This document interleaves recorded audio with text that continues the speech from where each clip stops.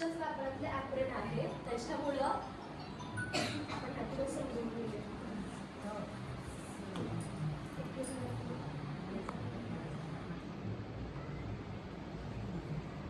तर सगळ्यात महत्त्वाचं लक्षात घ्या, मासिक पाळी ही नैसर्गिक प्रक्रिया आहे. याच्यामध्ये कुठलाही देवाचा वगैरे काही एक संबंध नाहीये. वयात येताना घडणाऱ्या अनेक बदलांपैकी एक महत्त्वाचा बदल म्हणजे मुलींमध्ये मासिक पाळी येते. तर मासिक पाळी म्हणजे काय, तर दर महिन्याला म्हणजे आपली ही स्त्री प्रजनन संस्था आहे. पुरुषांमध्ये पुरुष प्रजनन संस्था असते, ही स्त्री प्रजनन संस्था आहे. आता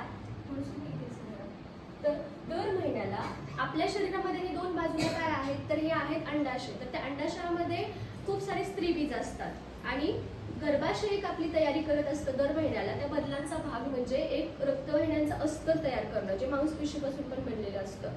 मग त्याबरोबर दोन्ही बाजूच्या जे अंडाशय आहेत त्यातून एक कुठल्या तरी म्हणजे उजव्या किंवा डाव्या बाजूच्या कुठल्या तरी एका अंडाशयातून एक स्त्रीबीज दर महिन्याला परिपक्व होतं. परिपक्व झाल्यानंतर ते इथे येतं, म्हणजे बीजवाहक नलिकेमधून प्रवास करतं. तर स्त्री बीज आणि पुरुष बीजाचा जर संपर्क झाला तरच तिथे गर्भ स्थापित होतो. मग जे फलित न झालेलं स्त्री बीज आहे ते फुटतं. त्याच्यानंतर जे कडीचं अस्तर आहे ते पण तुटतं आणि फायनली ते रक्त आणि गाठींच्या स्वरूपामध्ये स्त्रियांच्या योनिमार्गातून बाहेर येते. याला म्हणतात मासिक पाळी.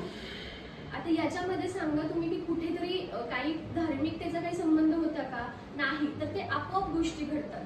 आता ह्यामधल्या बऱ्याच गोष्टी आहेत की कुठल्या गोष्टींची काळजी केली पाहिजे, कुठल्या गोष्टींची काळजी नाही केली पाहिजे, ह्याबद्दल आपलं एक वेगळं सविस्तर सत्र होईल, ज्याच्यामध्ये आपण तुम्हाला अजून वेगळ्या पद्धतीने मार्गदर्शन करू. आता थोडासा वेळेचा अभाव आहे, त्याच्यामुळे आपल्याला थोडंसं आटोपशीर घ्यावं लागतंय.